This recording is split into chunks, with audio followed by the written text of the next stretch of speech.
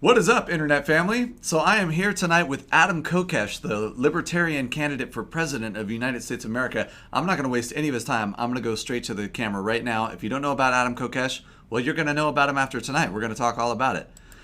Adam, how you doing? Outstanding. Yourself, Rye? I'm doing really, really well. I'm kind of a fanboy, so I'm like pretty stoked to be talking to you, if I'm honest. Well, I appreciate that, and I'm really glad that there's a core group of people out there who have been with me over the years, and as a dedicated independent media producer that we face some unique challenges. And if you've been around for a while, you've seen a lot of people come and go, and I've had to go and come back and go and come back and claw my way back. But, for those who have been with me since the beginning, who have made it possible for me to come back every time, to come back stronger and better and wiser, I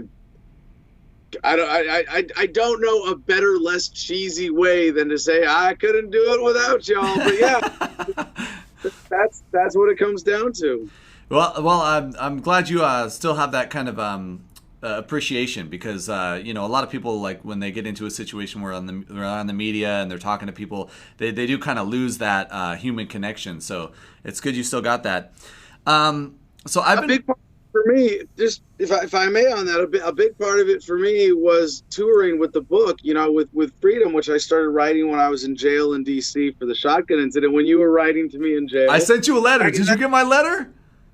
Yeah, that goes back to it was 2014, 5 years ago, and it was, I face a lot of times when, you want to give up. Like man, I didn't mean to start this so heavy, but there are days like you recognize the significance of what we're doing and what we're up against as the modern patriots, to use a cheesy term again, but just the activists of the world today, standing up to authority in the modern era, wherever it is in America or throughout the world. We are facing a unique challenge, and I'm when I take that historical perspective, I go, wow, this is awesome, because if I was this guy 1,000 years ago, I'd have had my head on a pike by now. Yeah. I'm complaining about getting demonetized on YouTube. I'm complaining about censored by the media. I'm complaining about not being able to get my message out fairly. Yeah. And even as bad as libertarians, we'll never win saying things are terrible and we're going to save you. Like, no, quality of life continues to get better. We have to show people that it's our potential, where we could be versus where we are in terms of how much progress we're making and what's being I want to talk about all of that today, and I definitely want to get to talking about AmeriCoin too, because I did run a show called Rise Masternode News. I've kind of put it on hiatus because I don't want to get banned from YouTube for talking about crypto, which it's so funny because I talk about so many radical things. I'm like super pro Second Amendment and all this other stuff, and there's so many things that I could be in trouble for with YouTube, and it's like, no, I'm gonna get banned for crypto of like all the bizarre things. Dude, I have a video I shared earlier today because it's relevant in the saber rattling with Iran right now, and it's called The Restraint of Muslims. No, wait a minute. Saber rattling? We straight up bombed somebody already. That's more than some rattling. War. That's an act of war. No, you got me there. And the funniest thing about this, not that there's anything really funny about it, but that Democrats, in their lack of response to this, have really revealed how they're also completely subservient to the military-industrial complex. That they're trying to impeach Trump for a political phone call.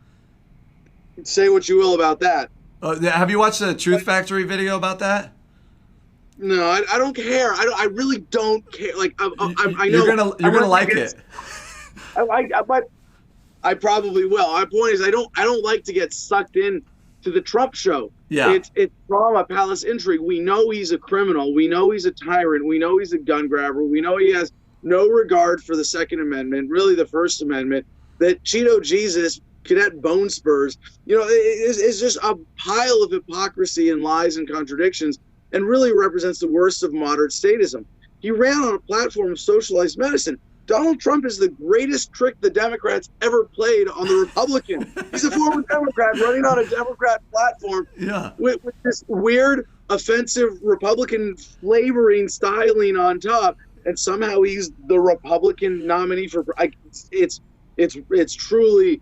I love that you call him Cheeto Jesus. Actually, and it's funny because I hadn't actually heard that until I heard you call him Cheeto Jesus, and I was like, because for me, like I really hate Trump. I've hated Trump since I was a little kid. I saw him on TV when I was a little kid, and I was like, this guy's a jerk. Like I hate before it was cool. Yeah, like I hated him in the 80s when I was a little kid. I was like, this guy's just a total jerk. Like, why does anybody like this guy?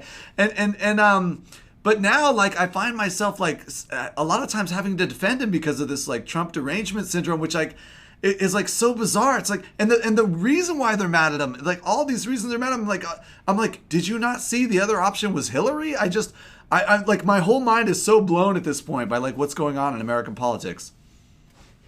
So this video it's called The Restraint of Muslims, and it compares the deaths caused by the U.S. military versus like the worst of what terrorism could possibly be responsible for if everything government tells us is true about it. Which we know is not.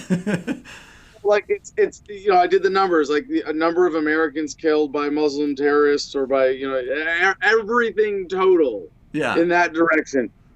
Compared to, like civilian deaths of people in the Middle East at the hands of the U.S. military. It's not even, like, if this is all they did, the point of the video is this is a great testament to the restraint of Muslims in comparison. Yeah. So that video featured some pretty graphic stuff, including the burning of the Jordanian pilot, if you recall. This is a video I made 4 years ago. I didn't see this one. So this is one of your videos.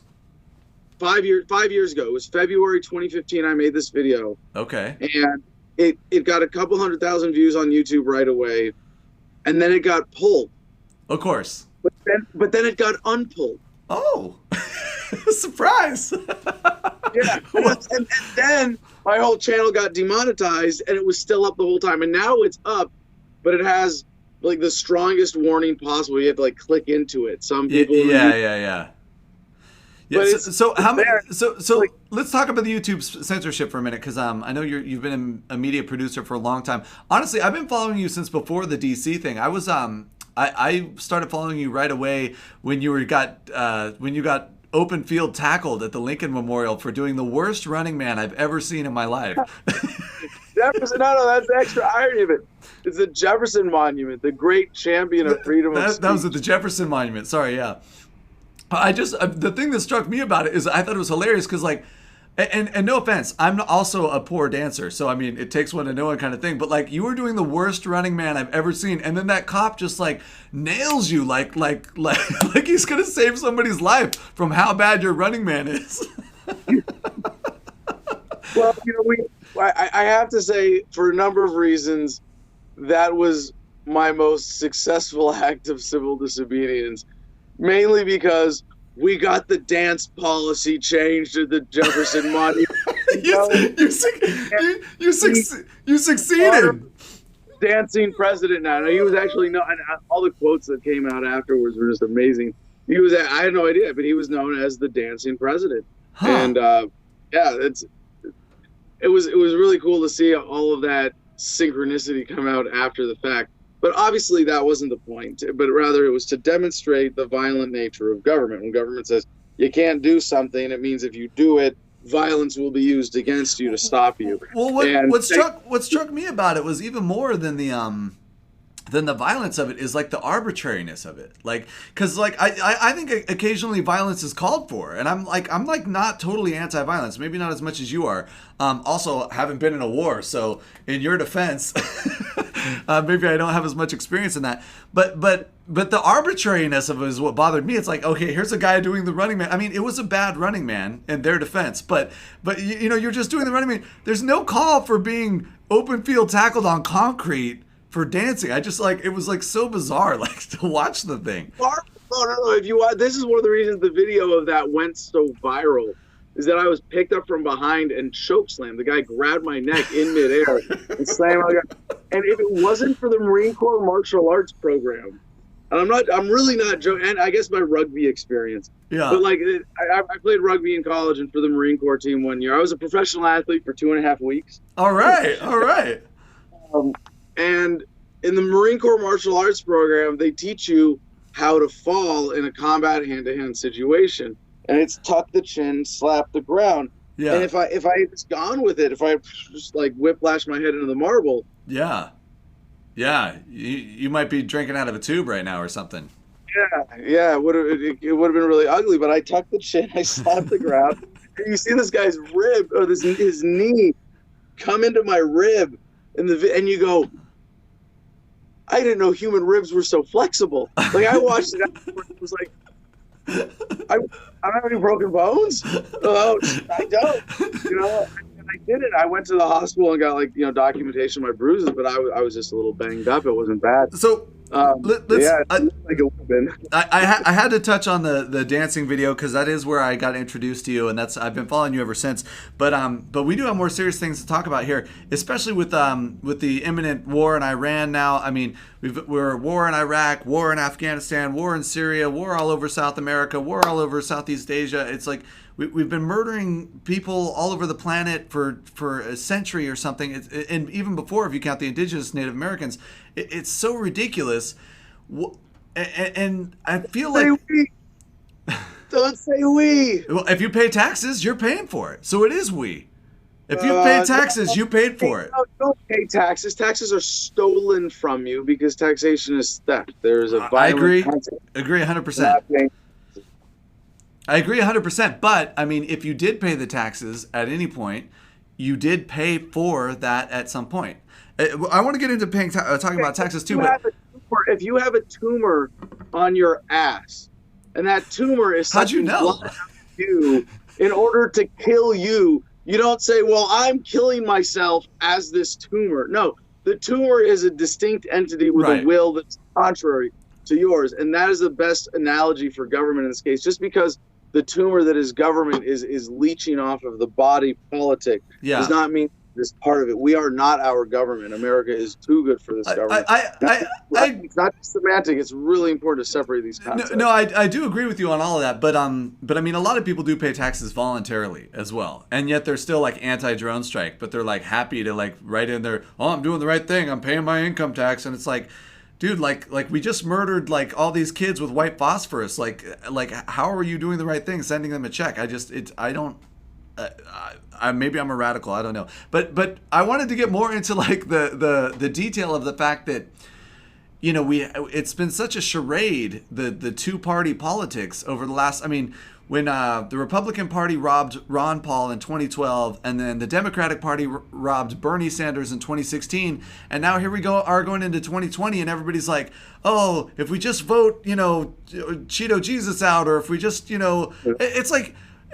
What you're not going to get something good like and here you are you are a combat veteran and you've in a way attempted to give the ultimate sacrifice for your country at one point, and you're well spoken, you've written a book, and you're really passionate about the things you believe in, and it's like, and you can't get any play. I mean, if I tell somebody about Adam Kokesh, half the time they're going to tell me, oh, that's not realistic. He's not realistic. But yet another 4 years of Cheeto Jesus is like totally logical and sane. It's like, what? Like, I talk to me about that for a minute. And I'm going to have a beer because Americans want to have a president they can drink a beer with. So I'm going to drink a beer with you and pretend like that's good enough. All right. Well, I got to let me back up for a second here because you've already introduced me as a presidential candidate. And I don't want to give people the wrong idea.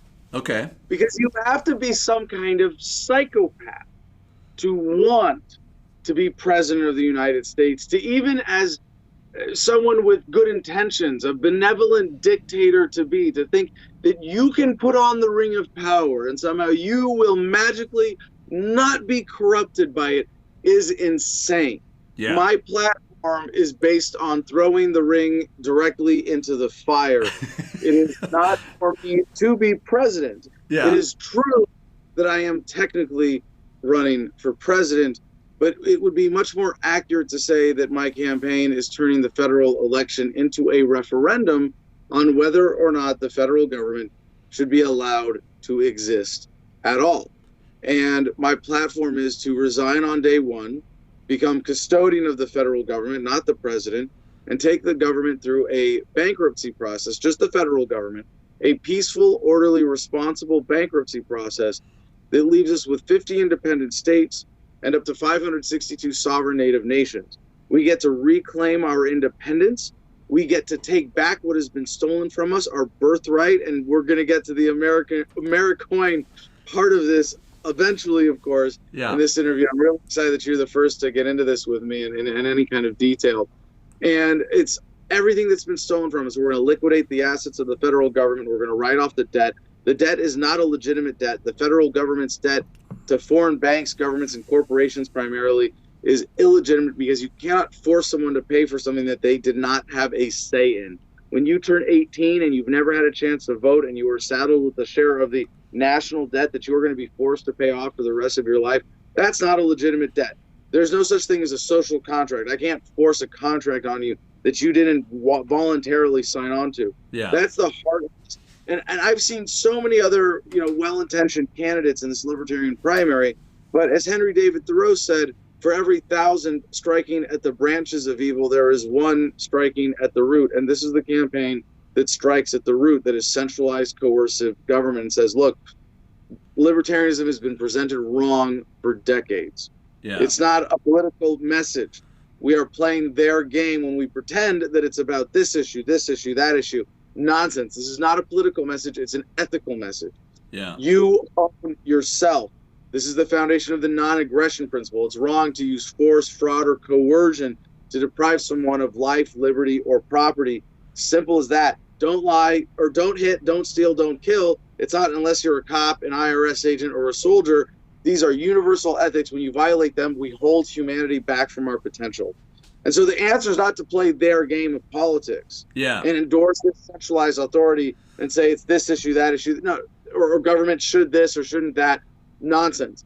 You can have as much or as little government as you want, or none at all if you choose, as long as it's voluntary. Yeah. You can create systems based on your values that meet your needs when we get government localized down to the community level. This is the natural process of decentralization. We see it with Brexit, Scottish independence vote, Catalonia, Hawaii, Alaska, Calexit now, all the different states in the United States that want us to secede, all the millennials coming into power going, you know what? We can redraw all the lines. We don't have to do it the way it's always been just because it's always been that way. That's nonsense. We can decentralize government, get it down to the community level because a community is a voluntary group. It is something that you choose to be a part of, not something that you're forced into. That's the critical ethical difference that we're working towards. Well, I completely agree with you on all that. The other thing is, too, just in practical terms, I mean, this country was formed on, no taxation without representation and some other principles such as like that. And my problem is when you've got a national government, how the heck are you going to be represented by somebody who's like 2,000 miles away, has nothing to do with your constituents? I've had a problem with the whole situation from the beginning. I mean, even being in California, California is this massive state. I don't think California should be one state. California should be broken up into like 12 states. It's too big. There's no one country. What's that? Even asking the question that way is giving into their premise that that a country of free people should be organized into coercive states. It's not. Should California be more than maybe everybody in California voluntarily? I mean, obviously not. Orange County at least would secede pretty quickly if they were given the opportunity. But but really, the question is not how many states should California be? Because then you're saying, well, they should be states under the federal government. I mean, how many countries should California be? I mean, even supposing your model, which I agree with 100%, by the way, that aspect of it. If you were gonna decentralize, if you were gonna have California be its own country, it should still be like 5 or 6 of its own country. And you're right about Orange County wanting to be its own country versus the rest of California. But I think you're even more right if you say everybody who's not San Francisco doesn't want to be San Francisco. if you want to be really harsh and honest about it. But We just lost the San Francisco vote. It's 6:15 Hawaii time. no, it's so tough. This is hold on. I got. We can make fun of anybody however much we want, right? Because we're respecting their right to live however they want. And I'll go to the extremes here to make my point. I'm a member of the tribe, and if, I was gonna ask. I was broaching talking about that at some point. Go ahead. No, I have sort of minority credibility. I'm half Jewish by ethnicity, and my grandparents fled Europe to avoid World War II and pretended to be Presbyterian in Montreal. Okay. Or didn't tell their kids. My mom, I was born in San Francisco. I'm half Jewish and half Canadian, but don't tell anybody. It's too late. It's on the internet now. It's forever. Yeah. So my mom was raised Presbyterian without knowing about her Jewish heritage, and it didn't come out until my brother got a genetics test. In the next generation. Hold on, I was saying that was an awkward Christmas dinner. There's a whole lot of other hilarious stories in this. My favorite inside joke with my grandma who's passed. We were sitting around watching TV, and so I'm sitting, watching TV like this, and she's sitting next to me, and the rest of my family's over here, and she goes, "Adam, your nose juts out of your face." And so that's been one of the best inside jokes of my family ever said. But no, okay, so I can look at the rise of fringe, white nationalism in the United States and things like the Unite the Right rally. Let me just real quick on that topic. Let me just break it down a little bit, because as being a musician, I toured the whole country for years, and I ran into them so rarely. I mean, it was so unusual for me to run into a white nationalist, and yet now, everybody's always talking, well, it's always like the straw man that's like there to invalidate any policy. It's like, well, what about the neo-Nazis? I'm like, what neo-Nazis? I toured the nation 20 times. I ran into one. Well, they all got together, all 300 or 400, I don't know how many it was, at the Unite the Right rally, and 3 people died. So it's kind of hard to ignore that. But I'm not gonna. They're out there. I'm not using this as a straw man. I'm kind of defeating the straw man with my point here by saying they don't really change anything about my policy. I can still say, hey, you want your little ethno-state. If you form it on private property and you're not holding anybody captive and you don't force it on anybody else, I want you to have that right. I can go to the other side of the spectrum and say you're a gun-grabbing socialist. You want to live in a nudist commune in the woods. That's great. I'm not going to live there either. I'll take my entertainment value from a distance. Thank you very much. But I want you to have that right. And that's why localization is the everybody gets what they want strategy. Yeah, and as a libertarian, I mean, that's something I just totally agree with 100%. And honestly, it was weird because I kind of got woke during the Ron Paul election. I'd been hip to a lot of different political things in the past, and before I was kind of like a more of the liberal type. I mean, I even got arrested at a timber protest and stuff. So I've done a lot of activism in the past, but it was when Ron Paul came along, he started saying something. I was just like, everything clicked. I was just like, it's not about telling people what they can't do. It's about not telling people what they can't do. Is the real key to the whole thing, Well, I think you get to a little more specific bottom of the rabbit hole, if you will, when you accept the non-aggression principle into your heart. Mm-hmm. But yeah, Ron Paul was a huge catalyst in that for a lot of people. Well, and his when he was campaigning, I mean, he was filling stadiums everywhere he went. And it's like, and then they're like, no, we'll just run the bus around the convention center a few more times, make sure he doesn't get a chance to speak. It's like, dude, it's so ridiculous. So ridiculous. Okay, well, I had some other questions for you. Speaking of, you toured the country on the Freedom Bus, and you've just been all around the country. I've been following you for a while. No Force One. What's that? No Force One. I like No Force One. I like that. I did like that name. So there's a huge dichotomy right now in the United States, and it's a political divide, and it's also kind of a cultural divide, and also like a financial divide but the difference between rural and urban living and rural and urban communities. And like right now, I'm in the middle of downtown Honolulu, so I'm like, it doesn't get more urban than this. And I'm like a country boy at heart. You know, I owned a farm, I had like every kind of rifle you could think of, and now I'm in downtown Honolulu, and I'm just like, you know, which has a lot of the same problems that downtown San Francisco has. You know, so I'm not, you know. So I mean, talk to that, because I mean, right now what we're seeing in Virginia, where the governor's trying to make guns illegal, and like everybody in every county's like, come and take them. You know what I mean? Like, talk about that dichotomy and where we're at on the precipice when it comes to like urban political movements trying to take away the rights of rural citizens, and how that's going to like ultimately lead to some kind of horrendous disaster, in my opinion. Yeah, I'm going to try to answer that by starting step back a ways, as I often like to do for perspective here, because I'm a big proponent of factoring in technology to human progress and political reality in a way that I don't think most libertarians do, or, well, I should say actually, well, libertarians do a lot better than mainstream statists, conservatives, and liberals.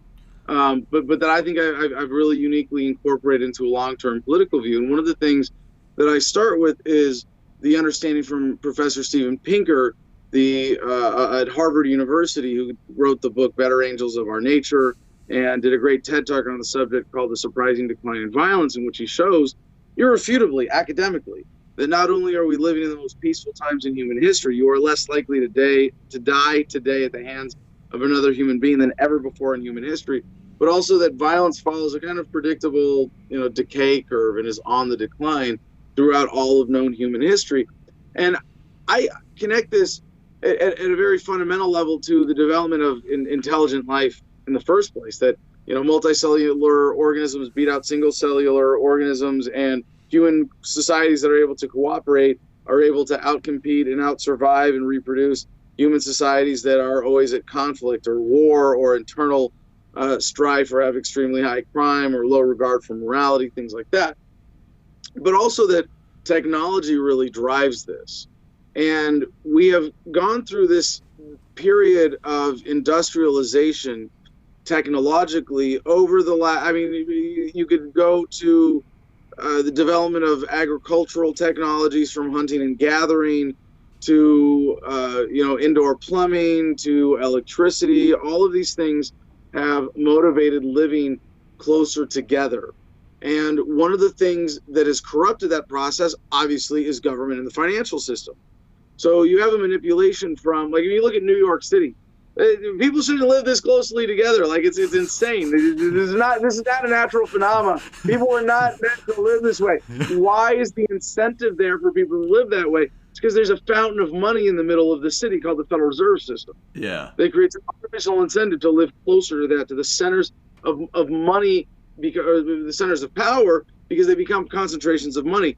I lived in New Mexico for a number of years. I ran for Congress there, and it's basically a federal enclave. If it wasn't for the federal government, the fact that it's an independent state and gets 2 senators, and that means they get their share of pork barrel funding for military bases and Sandia Labs and Los Alamos, then Albuquerque would be a gas station, and Santa Fe would be an artist community. You have a handful of native communities, the Pueblos and parts of the Navajo reservation, and some oil fields. You would not have this significant state that you have in New Mexico, where how much better would that be?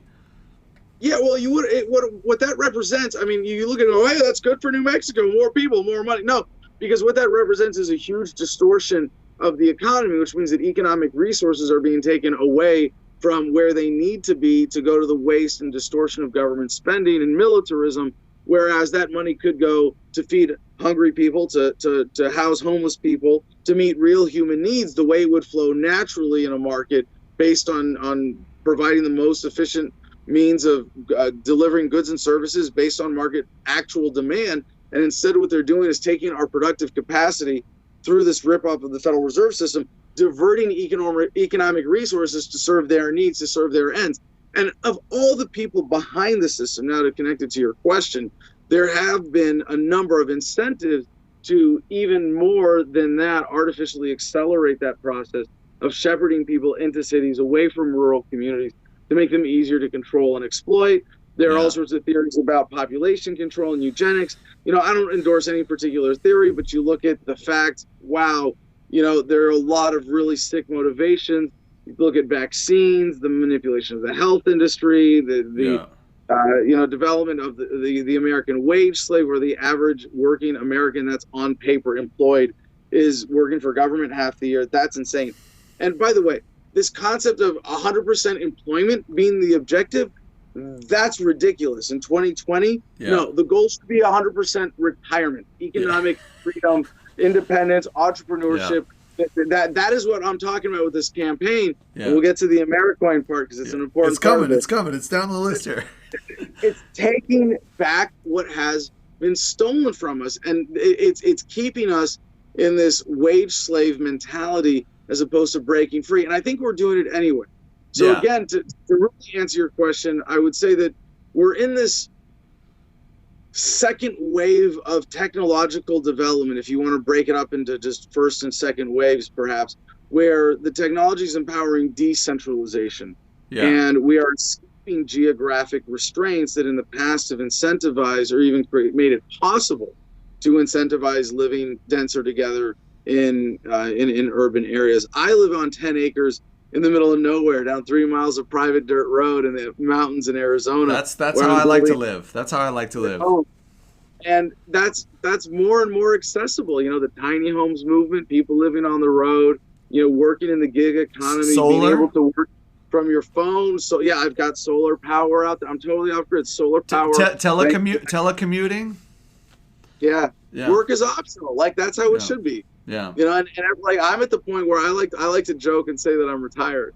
Like if I wanted to live off off residuals from my book and YouTube videos, although I can't make money with them on YouTube anymore,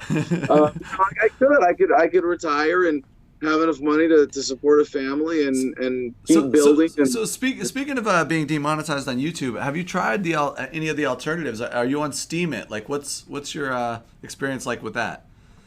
Steemit has been come and go, and I don't think it's going to come back at this point. I don't want to cast aspersions without absolute evidence, but I think the distortion of early whale investors in the Steemit platform really limited its viability. That's a problem with every crypto. Every crypto has like these giant whales that can just drive everybody else out of the market by like buying and selling. Like AmeriCoin doesn't have that problem. Well, and but you're right. You're right. There's some other exceptions, but I mean, by and large, that's happening quite a bit in the crypto industry. So, right, and I think like Steemit probably was a very important bridge for the time. Like I was able to make a lot of money on Steemit while it was hopping. I don't think it's anywhere near what it was before. I think there's been a lot of manipulation on that platform, and I think there are a lot of us in independent media who are just sort of in a holding pattern, and I'm ready to get back into it, if only to support this presidential campaign and do a daily podcast and video production with Adam versus the Man again. But I understand, a lot of people, if you can't find independent sponsorship, and it's been hit or miss for me, the crypto sphere has been very good to me as sponsors. Dash, Smart Cash, Bitcoin Cash, Bitcoin supporters directly.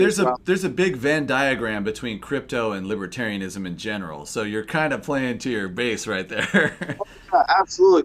But it's been so volatile that especially in this past year, it's been hard for a lot of independent media producers. And I would just encourage anybody who's watching this to support this production. Put your money where your mouth is, or rather your eyes and your ears.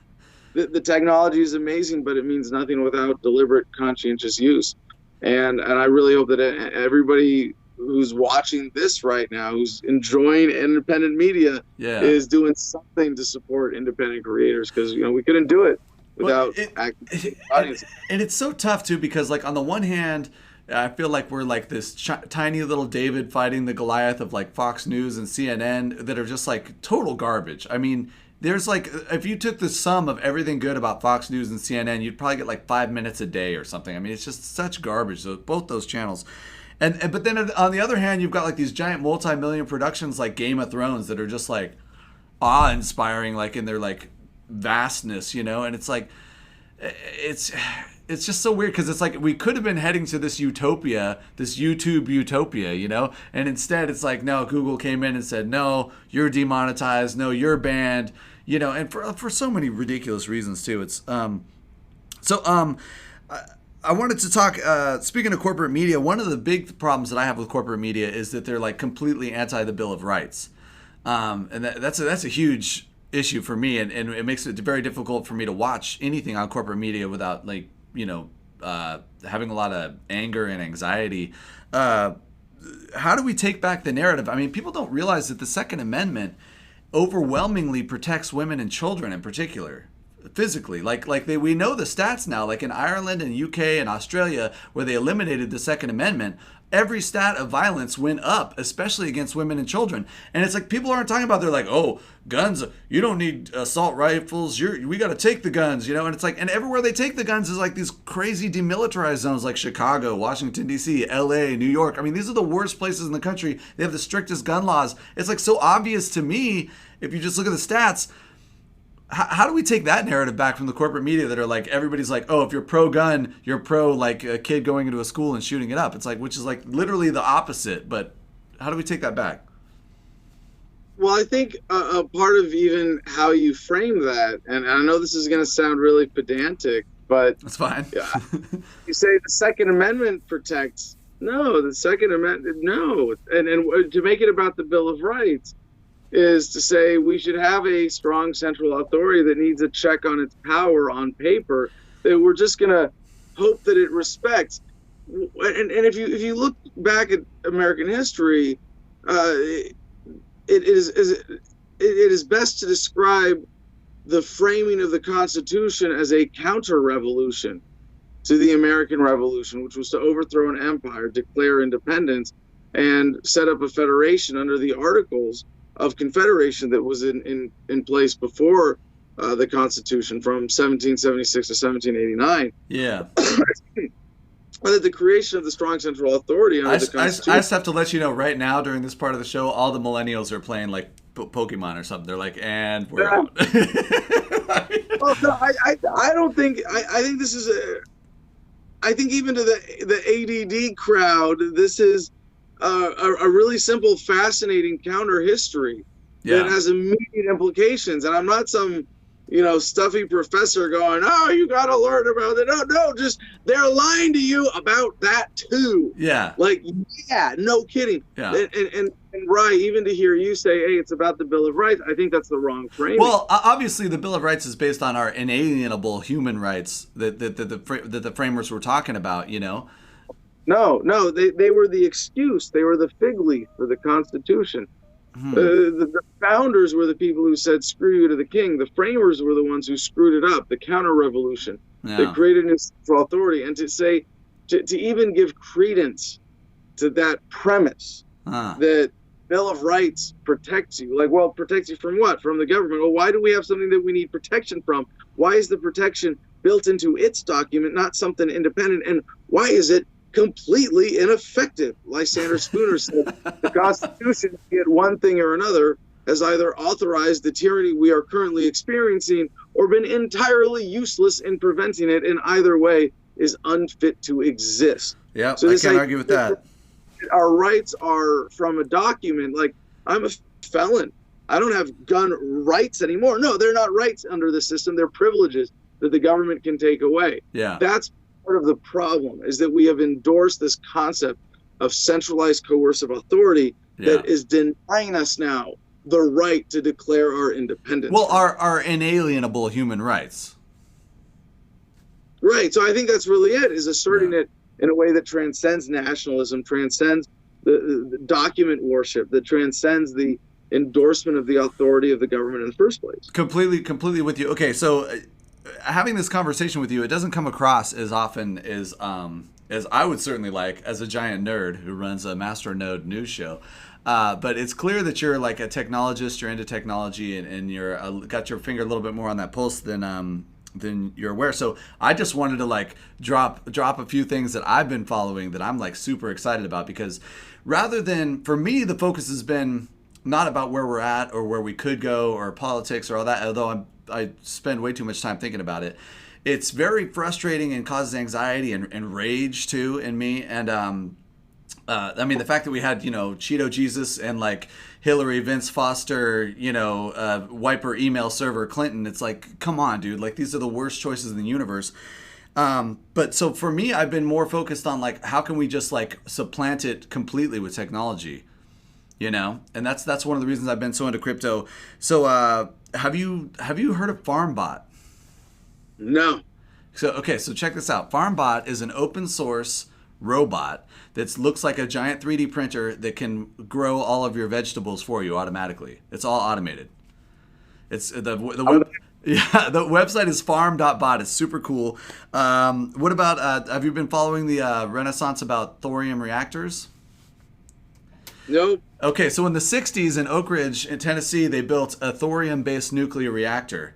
It's completely walk-away safe. Like, there's no possibility for a meltdown.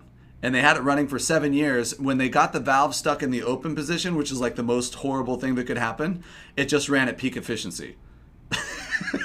that was like the worst thing that happened.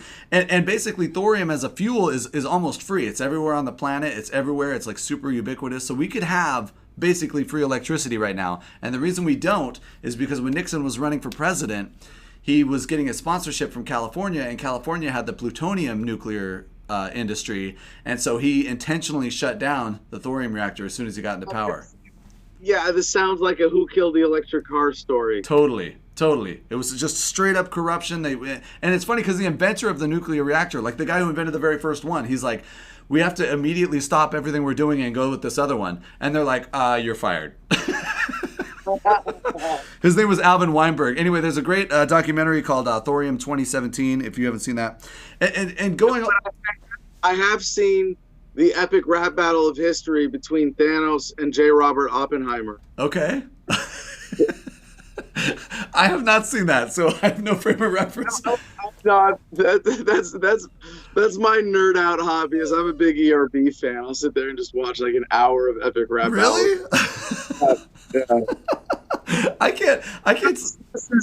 Thanos versus J. Robert Oppenheimer, though, as their latest instant classic, epic video. Okay. Highly recommend. Okay, I'll check that one out. One last technology before we get all the way down the crypto rabbit hole and start talking about Americoin. 3D printing. Have you been following 3D printing at all? What are your thoughts on that?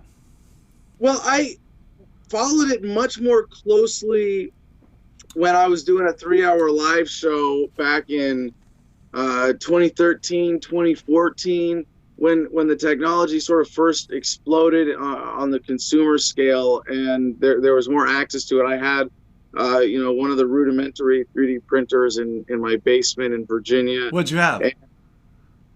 Oh man, I don't even remember. That's how bad of a geek I am with this stuff. No, I had someone on my staff run it and print out a bunch of fun, Adam versus the Man stuff.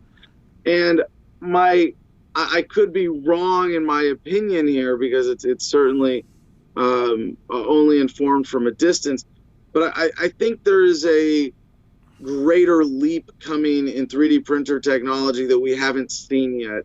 Except at the sort of laboratory scale, cutting edge, where you're 3D printing organs, or, ultimately what's coming obviously is some kind of Star Trek replicator. Right. Yeah. And when it until it gets to that point, I don't know. I'm not following it close enough to be able to predict when that next practical leap is coming.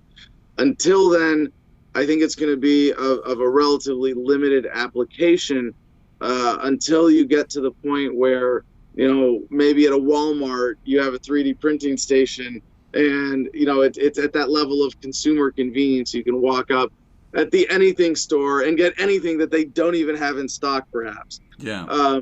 But I used to be much. I think I kind of jumped the gun on my 3D printer optimism. I used to say, well, the only question is, are you going to buy your 3D printer from a store, or are you going to have your neighbor 3D print it for you? Yeah, With yeah. their, and that it could have that potential in its application. Well, there's been huge advancements recently.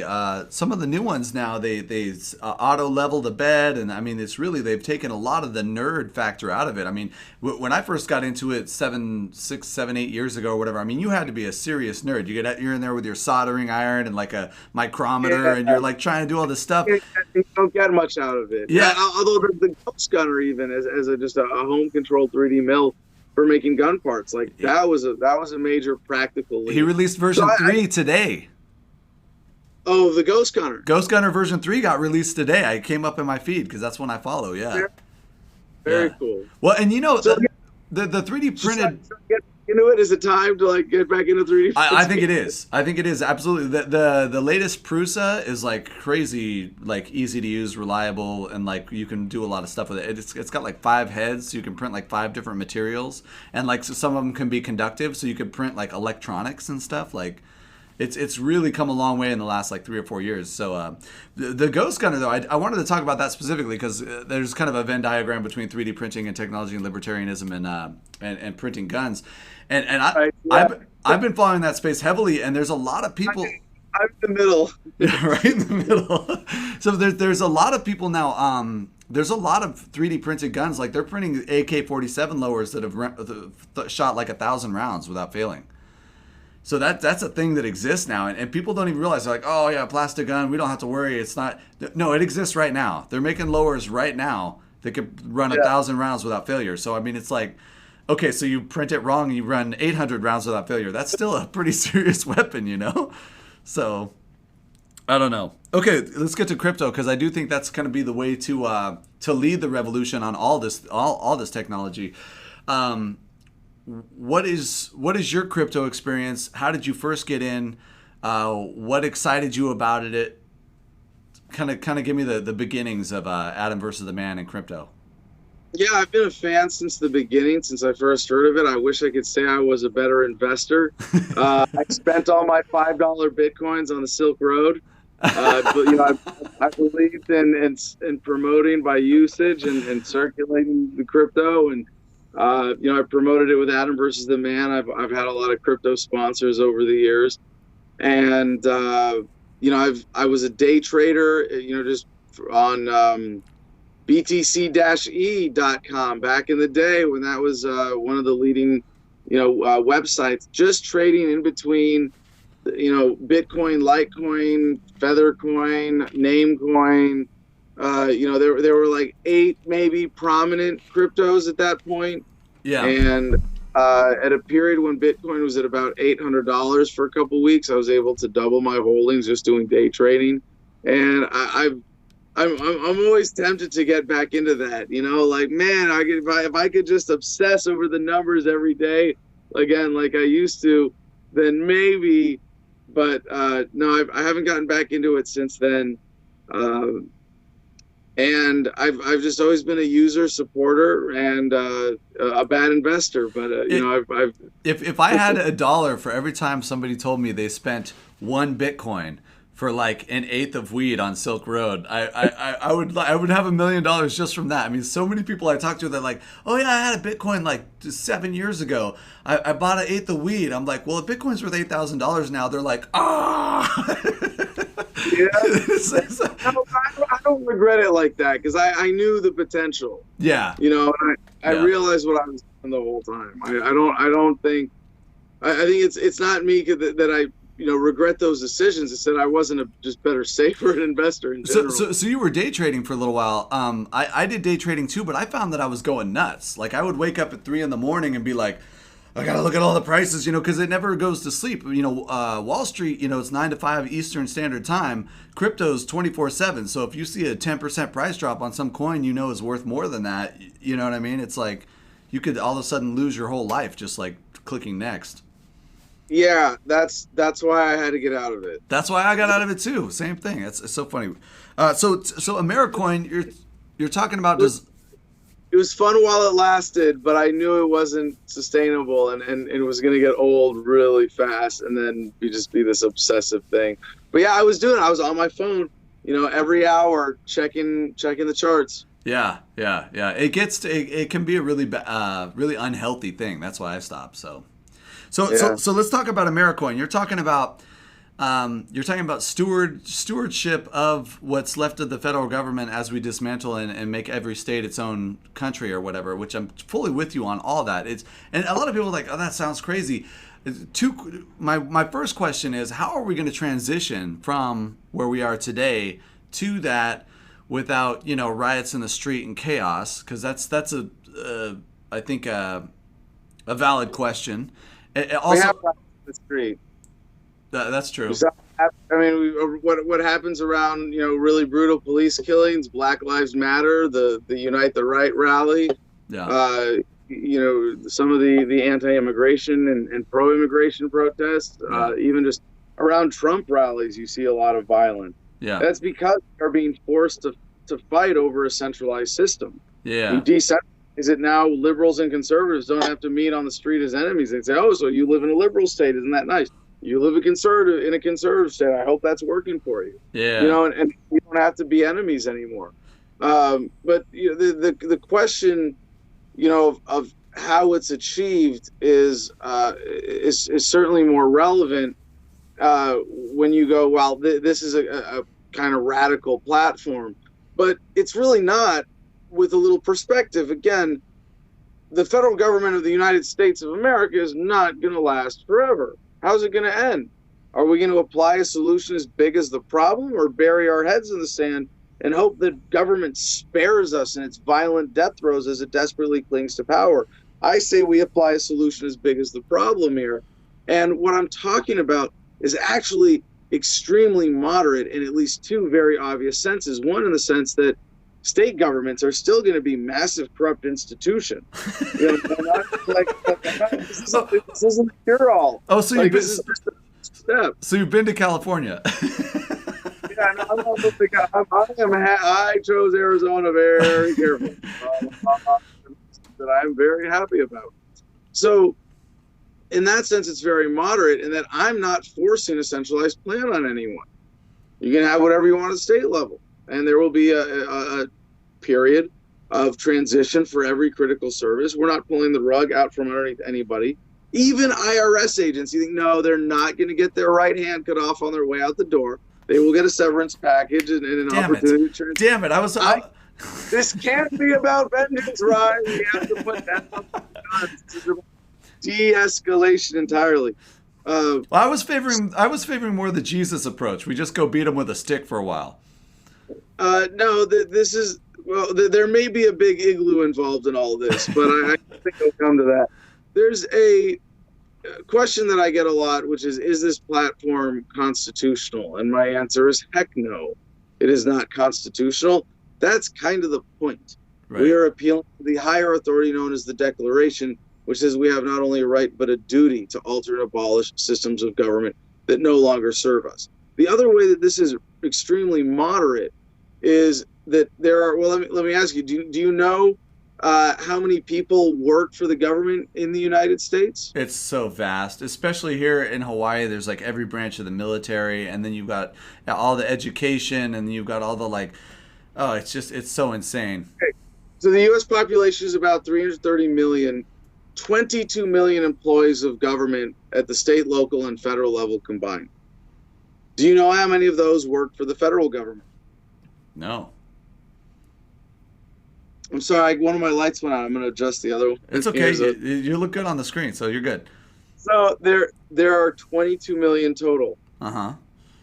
It's only 3 million who work for the feds. Huh. The rest are state and local. So we're talking about 3 million out of 22. That's less than 1/7 of the government workforce. And a lot of those jobs are going to get transitioned to state governments anyway. Right. So it's even smaller than that. So if anybody who's looking at this platform going, that's radical. Yeah. Getting rid of 1/7 of the government workforce. Yeah. letting states set their own policy as sovereign nations and letting native nations be actually sovereign. Yeah. Like Hawaii. Really a very moderate platform. If you're proposing anything less, you're endorsing this sick status quo that we're experiencing now. Yeah. So I guess my concern would be, and I think this is probably going to be a lot of people's concern, isn't so much. I think a lot of people could agree with you, like literally and theoretically and otherwise. But the question, it becomes the transition. You know, how do we make that transition? What does it look like? You could ask you, and you know, I'm kind of hoping that someone, you know, maybe like Alex Jones is going to challenge me to a Frost Nixon style interview and sit me down for days and grill me on every last element of this platform, because I've got it pretty well thought out down to the details. The one thing that actually needs the most development in policy is the AmeriCoin part. Yeah. And maybe there are enough people listening to the show who are going to see this, who want to help out and develop this. But no, every agency, you know, this campaign started in 2012 when Jason Burmis, the original info warrior, challenged me at Bilderberg in Virginia when I got to meet Alex Jones the first time. And he said, "Oh yeah, well, what would you do if you were president?" And at first I go, what would I do if I was president? But then it was like, no, what really would you? I'd quit, go home and get a real job. Okay, fine. Well, what would you? Well, I'd just get rid of three little parts of government: the executive, the judiciary, and the legislative. No, really, what would you? Yeah, okay. Well, I would take the federal government through a bankruptcy process and resign on day one. And all right, well, how did you? What about this? And like people, it started as an intellectual exercise for me. Yeah. And people just asking me questions over the years, and it kind of slowly caught on. Yeah. Well, what about this? Well, Adam proposed that he would if he ran for president, he would, and people kept asking me questions. And eventually it was like, whoa, there is a complete platform here that looks a lot better than keeping the federal government going. Yeah. And it boils down to one of three things for every federal agency. And this is where I really want to geek out and get into all the policy details. Let's do it. But, yeah. That's what I want to do. Some agencies will be localized to the states. Okay. For example, Department of Transportation. There's a federal Department of Transportation. Every state already has a state Department of Transportation. You're basically cutting it up into 50 pieces based on where those resources already are in the state, and saying, okay, state governments, you get to be in charge of this now. Federal offices closed. Yeah. Not that complicated. Or they go away completely, like the IRS. You're not going to miss it. Or it gets spun off. And I'll give three examples here, and I think these are the only ones.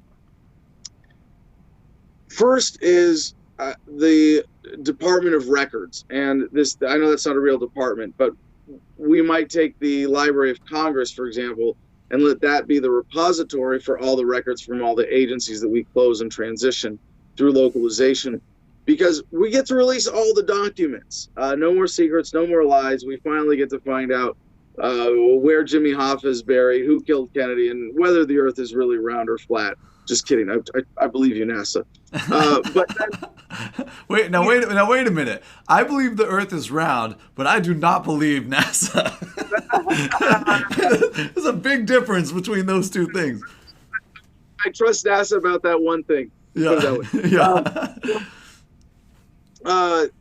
In order to release the documents responsibly, they have to go through a clearinghouse where we take out private personal information that the federal government shouldn't have and shouldn't be released. Simple as that. And in order to close down the agencies faster, we're going to set up one agency to be that clearinghouse for the data, for the documents. Might be Library of Congress. Could be something we set up. I'd like to go with an existing organization that is closest to that capacity within the existing government. The Library of Congress seems like a relatively benign part of government, and I think rather than say, well, we'll let the NSA handle the NSA, worst example. Yeah, I'd rather build up the Library of Congress as whatever it is going to have to be built out for this purpose. Yeah. So that is one part of this process that will be a long part of the tail end, if you will. The next one is Social Security. because as we liquidate the assets of the federal government and are funding the process, as the process is completed, all of the extra funds will go to Social Security, which will pay out until those funds are completely exhausted. So again, we don't pull the rug out from underneath anyone. There's a bridge to state governments and markets and communities coming up with better solutions than a centralized, forced, corrupt retirement savings system, to Social Security. Yeah. But the mechanism is there. We'll use it to disperse the funds as equitably as possible. The third one is the Department of Veterans Affairs. I don't think anybody has a problem with the VA existing, and it shouldn't be broken up. But what we can do with it to address this issue of 22 veteran suicides today, and by the way, this is a freaking national embarrassment.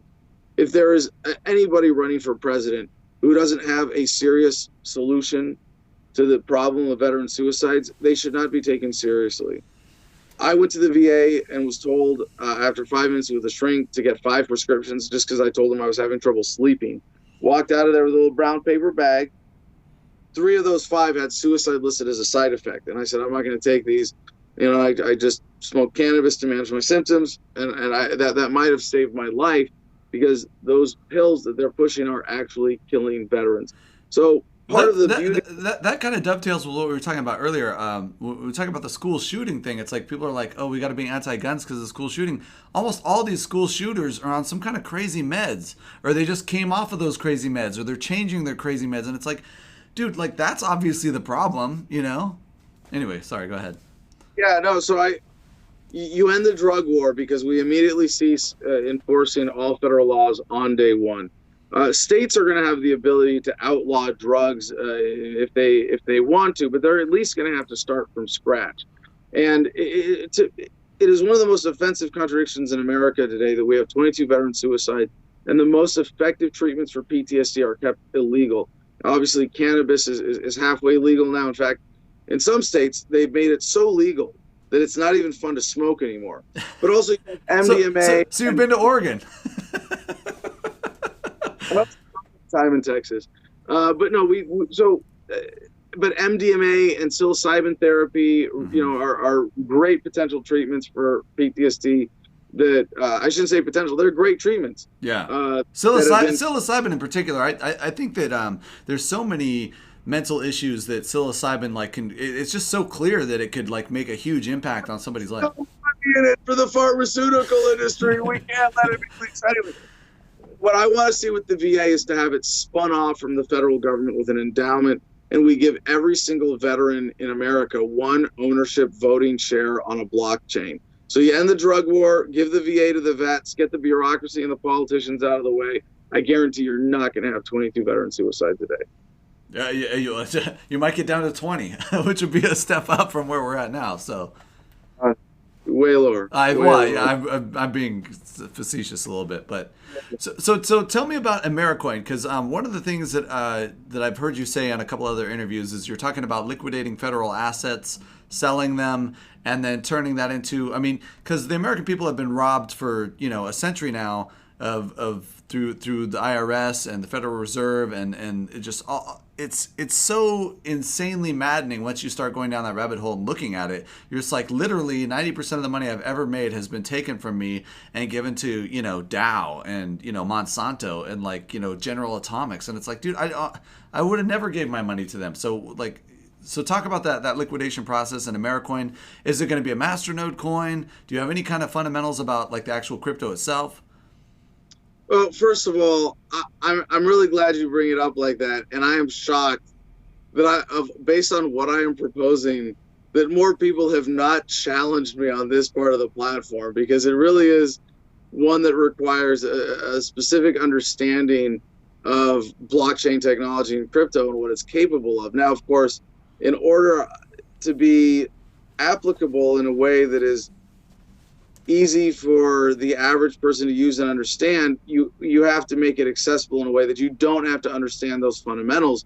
But even these really basics of the concept, no one has really challenged me on this. And I wonder if it's a measure of just people's gullibility, or just, oh yeah, that's easy, of course, or the interviewers that I'm talking to are so smart They're just like, oh yeah, of course you can figure that out, no big deal. Well, But I think there's probably a number of factors at play there, and this is something I run into all the time because I was running a crypto show, and the simple fact is it's such a new technology, it's so poorly understood. Most people don't even know. Half the time, when I was at a regular job and I was doing this crypto show, I would send my show to somebody else that I worked with, and they'd be like, "I literally didn't understand one word of your show."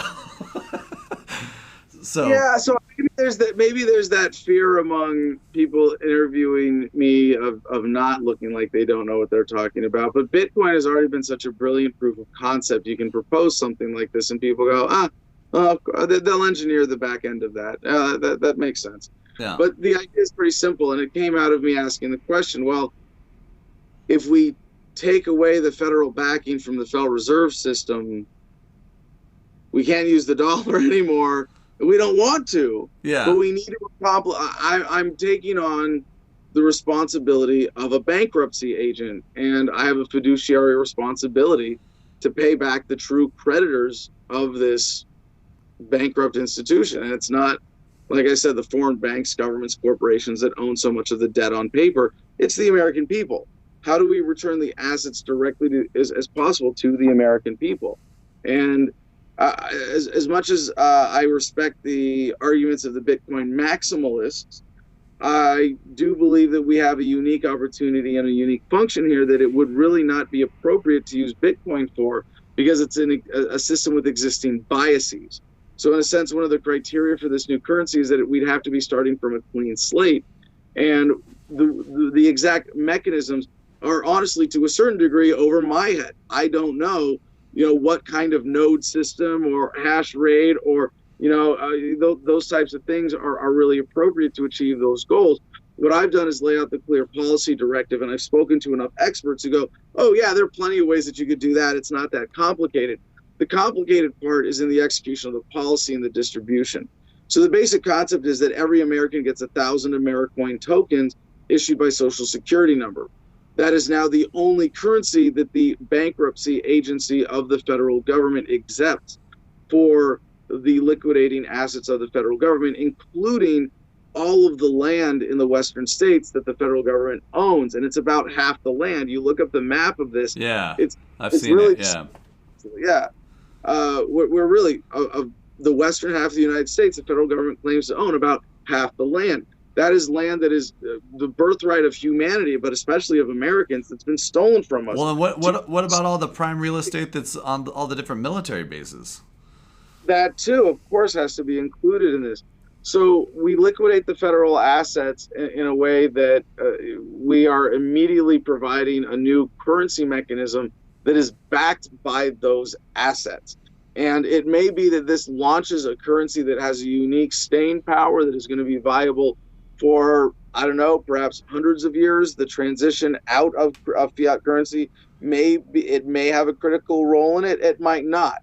Obviously, there's certain advantages to Bitcoin, to other cryptocurrencies, but in this particular purpose, I know that we're going to be able to launch a cryptocurrency that is at least going to be able to serve its purpose through this bankruptcy process of being able to hold value based on being backed by those assets, and then being the mechanism by which we fund the transition, we fund the spun-off agencies of the federal government, and at the end of that period, we let the market decide how long it wants to keep using this currency, or if it wants to transition away from it. Same thing with the Federal Reserve. Libertarians are often asked the question, when should we end the Federal Reserve? And they get the answer wrong, going, now, tomorrow. This is, get rid of the federal bank. My answer is 100 years ago, but go ahead. That's better. No, but that's a better answer. But the proper libertarian answer today is let the market decide. Take the violence out of it and see what people want. And if people want to keep using it, what's the transition away from it? It's not for us to decide. We're not central planners. It's not for us to force our will on anybody. Yeah. But as the bankruptcy agent, this mechanism of saying, we want to issue every American in the country equal share in this corporation that we're dissolving. I think cryptocurrency and this basic concept for Americoin provides a very unique, elegant solution to these challenges. Well, as like a guy who's been to a bunch of cryptocurrency conferences and talked with a lot of people and has been kind of an unofficial member of a couple of teams and am actively trying to start my own coin, which is like super libertarian. If you want to check it out, it's coinkitty.io. Anyway, shameless self-plug there. I really think that one of the key aspects of masternodes and why I'm into those in particular is that the transactions pay for the running of the transactions pay for the growth of the coin. Right. So that's something that's very organic, and it's like with Bitcoin you have to mine it, and you've got to have all this electricity and right. You're talking about like a dash-based system versus something right. that's much even less efficient by the original mining process with Bitcoin. And this is where I'm going to, claim my technological agnosticism. Okay. In the case of Americoin, though, we are going to mine or create. Maybe there's a different technical term that would be more appropriate for it. An initial fund that covers 1,000 Americoins for every person by social security number, and then we have to do the math still. I don't know, and it's almost irrelevant to do it until we win. To say, the federal assets that are going to be liquidated are roughly worth this much. This is how much. This is the freedom dividend that every American gets, literally from the beginning. Yeah. Well, it's a great idea compared to anything we've got going on right now. I'll say that. But it's the devil's definitely going to be in the details of that implementation, and not just on the crypto end, but. Right. The challenge is not on the crypto blockchain technological side. It's on the distribution side. The policy side. How do you actually deliver, basically a digital check somehow to every single American by social security number and make sure that everybody has access to that? Using existing government channels, something's going to get screwed up. It's not going to be perfect. Yeah. But yeah, it's going to be a lot better than what we have today. And if I may, and I'm happy to get back into the Americoin or economic liquidation policy here, but if I may say just one more thing while we're talking about the planning for this, I understand that it would take a black swan kind of event for a libertarian of any kind to win in 2020, and there are a number of black swans that we're working on. The potential of the military speaking out against militarism. Victims of Family Law is a coalition that I'm very excited about as a child of divorce myself. Something that every American has been touched by, right? Yeah. You have no idea, but you have number one family law victim right on your show right now. So what's up? Yeah. No, and it's an issue that we're sort of shamed and bullied out of speaking out against. But if everybody who's been through a divorce, been a child of divorce, had someone in their family that went through it, had their kids taken from them by CPS or DCF or whatever it is, or had some other legal threat through government that has to do with family law, there'd be a revolution tomorrow. And it's insane that we put up with this. Well, the solution is easy, too.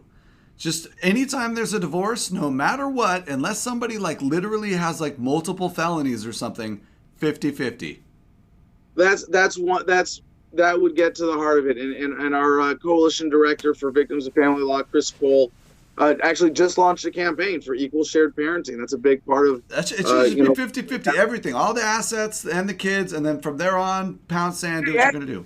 Hey, if we did it like that, you would take all this business away from the lawyers and the court system. We can't. They're going to be lawyers out of work. We can't have that. What are they going to do? Run for political office? No, so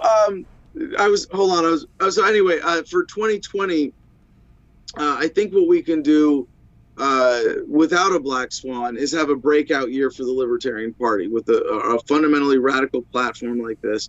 We can build on Gary's 3.25%, probably pull another 3% from independents who are regular voters. Presidential turnout is never much more than 60%, 40% consistently never vote. But what I hear on the campaign trail more than anything else, and it's so encouraging, is I don't normally vote, but I'd come out and vote for that. Yeah. And I think we can get to 10%. And if we do with this platform. Well, you mentioned Gary, and so let's get into it. And I want to talk about just the Libertarian Party in general. because I am a libertarian. Like I'm like kind of an extreme libertarian. I think in a lot of ways. I mean, my family describes me as that, but I feel like I'm just a moderate libertarian. But but why do we have overwhelmingly such horrible non-libertarian candidates running for president as libertarians? Have you ever been a delegate to the National Convention? No. That's why. That's why. Just because me. I bear responsibility for the whole country. Well, you might be right about that, but it's like. Hold on. Let me show my work here. Okay. I'll show my work. So the Libertarian presidential nomination is determined by 1,000 delegates, roughly, portioned among the states, roughly by strength of the state parties, and that is the only primary that matters. Everything else is a beauty contest. There are a couple states that have. Tulsi's got the beauty contest. Sorry, bro. Well, she's also subservient to the military-industrial complex. She is a controlled opposition. I'm not a fan. I live in Hawaii. I'm not a fan. Yeah. Anyway. Yeah. She's got a lot of money from the military-industrial complex. And yeah, she does. It's sad to see that what she can get away with when the Democratic Party wants to use her as controlled opposition, she'll play right into it, and that's fine. Good for her. But where was I going with that? The beauty contest versus the actual delegates that matter. It's Gary Johnson barely won the nomination on the second ballot by less than or about 5 points. There's 50 delegates, and I tell people, I have yet to hear a single complaint about the Libertarian Party that could not be solved by the person complaining showing up and doing something about it. 5%, there was 50 votes. If one of the other serious presidential campaigns had one person hustling for a few months, organizing their support base to be delegates, Gary would not have won the nomination, because at the end of convention season in 2016, about 400 of those seats were still empty, and he filled them by bringing people in at the last minute. Now, it's not cheating. I'm not disparaging him in any way. I think I applaud him for playing the game better, exploiting this weakness in the system, if you will. Yeah. A big part of my campaign has been recruiting people over the last couple of years and motivating them to say, go and fill those delegate slots, be a delegate to the National Convention, because it's the only way to vote in the primary that matters. So when does show up the old party? What's the kind term that I've heard them referred to as the reject washouts of the old parties that we keep getting, something like that. I wouldn't say anything like that myself, of course, but yeah. But let's talk brass tacks. You say delegate season is over at a certain time. It obviously starts at a certain time. What's the timeline this year in 2020 to get those delegates into the seats? How do they go? Where do they go? This weekend is Tennessee. I'm in Dallas, Texas right now. We're driving to Tennessee this weekend, and then we're basically zigzagging across the country. And I need to raise money just to be able to cover the logistics, because it's really crazy. Driving this bus, I still got to make a couple flights, do some overnight drives to be at all these state conventions. But that's what we're going to do to make sure that we're at all of them. Some states are already at their deadlines. In California, it's not too late to be a national delegate. We're up against the 30-day limit there. In Iowa, one of their requirements is that you had to be a registered libertarian voter in the state of Iowa 6 months before their convention, so that's already passed. That's only 11 out of the 1,000 seats. Iowa's not nearly as important in our primary as it is in the old party's silly games. Or California is going to be important no matter who you are. So California is extremely important in this game. So I just saw you were in Temecula. Those are my old stomping grounds. I used to play a show in Temecula almost every other weekend. So do you have solid support there? What do you have delegates already in line? Where is the Adam Kokesh campaign failing on a national level? In which states do you need the most support? Do you need a Hawaii delegate? Yes. Well, Hawaii is and I don't know the requirements for Hawaii. It's a relatively small state, and you have to be at the national convention in Austin. In late May, there's no absentee voting allowed at all for that. Okay. But yeah, right. Do it. Plug in. After the show, send me a text and I'll hook you up with whatever organization we have for that, either our regional or state coordinator for Hawaii, whoever's more engaged. Yeah, all these rules you're saying per state and everything. I mean, this is a lot of different details and stuff, and you can see why people get bogged down and are just like, forget about it, you know. But send me an email. Hold on, for the audience here, send me an email, adam@thefreedomline.com, with your contact information, what state you're in, and if possible, get you plugged in there. So in terms of where we're weak, and it's kind of embarrassing to say this considering I've raised and spent now 10 times as much as all the other primary candidates combined in the LP. And it hasn't been much. I mean, about $200,000 over 2 years. Yeah. When you're trying to fund staff and travel all over the country and pay for a political campaign, it's really not that much.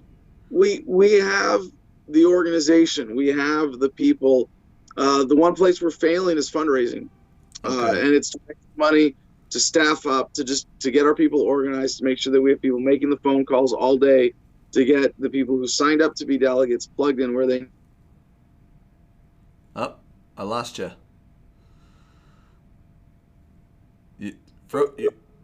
I lost presidential candidate Adam Kokesh.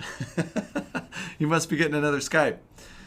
Well, Adam, I don't know if you watch this later. I want to really thank you for being on the show. I support you 100%. I think everything you've done is awesome, from dancing at the Jefferson. Oh, are you back? I never lost you. Oh, I lost you. I was already giving my big thank you speech. No. I know this has been a lot of fun, and I haven't laughed as much through an interview that's gone like an hour and a half in a while, man. I really appreciate it. No, yeah, like just when we're getting to the important stuff, Verizon has to intervene. Yeah. Just to finish up with this, this is critically important. There are two main ways to support the campaign right now in helping me win the nomination, and that's to be a delegate or to donate to help us fund this process, to staff up, and to pay for logistics costs for our volunteers who can't afford their own way to Austin. We're going to be carpooling. We're going to be buying bus tickets. We're going to be getting Airbnbs, stacking people up on couches, all that good stuff. We have, amazing volunteers who want to show up to make this happen. But we need your help. And then, of course, the other thing is, if you like this message and just, oh, hey, there's someone talking about dissolving the federal government who has a practical, comprehensive plan to do it. Hey, please use it. Spread the message. It helps me, give me the credibility and the ability to get in the mainstream media more and keep moving and building, accelerating momentum for this message.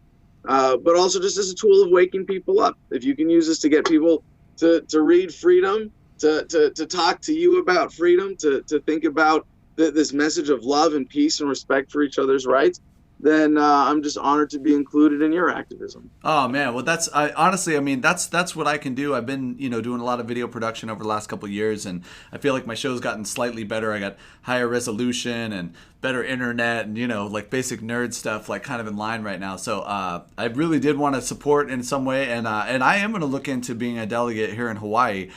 I don't know about flying to Austin. The Ouija board said I would die in Texas, so I'm a little bit. It's another guy doing something you love. Don't fight it.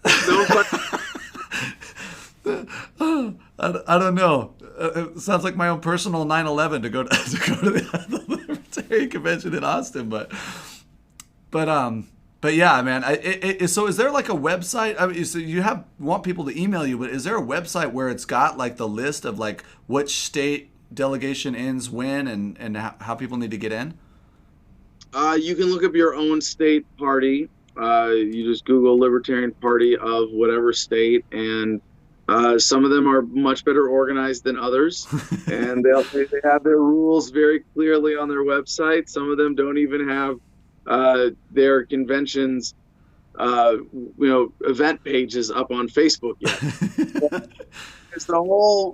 These are the people take it for granted when they go, "Oh, the Libertarian Party, it's not a real alternative to the old parties." Yeah, well, they have budgets of about $400 million a year each. Ours is like $2 to $4 million, and they have all sorts of money around those budgets for black ops and subversion and infiltration, keeping us small. Yeah. But, this is the ragtag rebel forces up against the empire, there's going to be a lot of amateur stuff you got to wade through. That's okay. Okay. Show up. It's kind of an open source organization. Since you brought it up, I feel like we're wrapping up here. The ragtag rebellion kind of thing, and I totally agree, and I'm totally in. And I think any Star Wars nerd would be like, yeah, the rebellion. But I got to ask you, did you see the new one? No, I'm not. I have boycotted Hollywood for 10 years. When there's a good version on the Pirate Bay, I'll probably watch it then. Nice. Respect all of that. Since, I mean, the real reasons I've boycotted Hollywood is the political, the political manipulation, Chris Dodd, the intellectual property nonsense, the reinforcement of authoritarian narratives. There are a lot of reasons to not give money to Hollywood. I agree. With Wars is just one of those reasons. I agree 100%. I did watch the new Star Wars. I'm too much of a nerd to stand on principle and not watch it. But I'm just a patient nerd. I'm not just a principled nerd. I'm a patient nerd. I respect that. I really do. That's why you're running for president. I'm just running a dumb YouTube show. So, but I went and saw it, and it was funny because I think the previous one, there was so much of the Hollywood pro social justice warrior, everybody has to be a different ethnicity and all different types of species and sexes have to be making out in every scene. It's like, it was like crazy. So, but they listened to the fans who were like, dude, what the hell? That it didn't help the plot. It was like pointless. And secondly, Star Wars nerds are not the ones out there doing gay bashing. You know what I mean? Like you're preaching the you're preaching to the wrong crowd. Totally preaching the wrong crowd. And but on the new one, they totally toned it down because they got so I think they got such a vitriolic response from the fans on the last one. But at the very end, they did have the rebel celebration scene. And there's these two middle-aged women making out, and I'm just like, what? And it's fine. I mean, I have no problem with any of that. As zero. That sticks out as forced.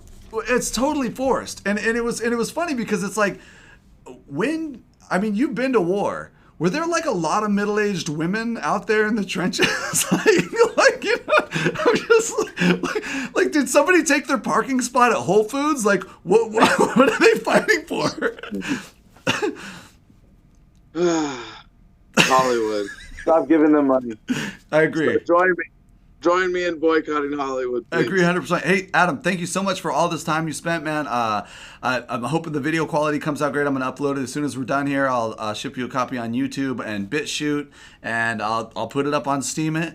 I always make a couple of bucks. Everything I put on Steemit makes $2-3, which is 1,000 times as much as I make on YouTube. So, so can't argue with that. But really, thanks again, and thanks for everything you've done. And I'm gonna go do the Running Man badly at some Hawaiian monument tomorrow in your honor. So, well, finally, let me just wrap up and again say, if you enjoyed the show, share it, not just for my benefit, but for the benefit of Rye and independent media in general. Obviously, it takes an active, engaged audience to take advantage of this technology to support independent media like this. So put your money where your eyes and ears are. And finally, about the delegate process, as you pointed out, it does get a little complicated. We want to be able to hold people's hands through the process, support you in that. If you don't have the initiative to send me an email, you're probably not going to follow through on this. It is a significant task to say, show up at your state convention and then show up at the national convention. But in some cases, that's about it. Fill out a couple forms online, show up twice, and you get to be one of 1,000 votes in who the LP nominee is going to be for 2020. So email me, adam@thefreedomline.com. If you don't want to be involved, do it anyway. Take initiative on your own. Look up your state party, figure out when their state convention is going to be, what their delegate requirements are, and be ready to be in Austin in May of 2020. Wow. I've been saying next year for so long now. But yes, May in This year. May in Austin. Be in Austin in May of this year, and it's going to be an amazing party. If you're a delegate, if you're an alternate, if you're just there to have fun, biggest gathering of libertarians in the year. We might even have someone die on the way there. I don't know. I hope not. I don't believe Ouija boards, whatever you want to call them. No. If there are ghosts, they're freaking liars too. Yeah, that's true. Okay. That's true. Yeah, that's true. Yeah. If anything, I would bet that it was a Republican ghost. Yeah. Probably the ghost of Nixon coming back and telling you you're going to die just to keep you away from the Libertarian Party. That could be. It could be that my Ouija board is in the pocket of Big Oil. I don't know. Duopoly. Big Oil, Big Pharma, Big Military, all that. I call Big Military Big Murder. I just call it what it is. Big murder. So, hey, Adam, again, thanks, man. This has been a great conversation. It's awesome to finally get to meet you after all these years and everything else, man. And I'm going to keep following you. Thanks again. Happy New Year, brother. To you, too.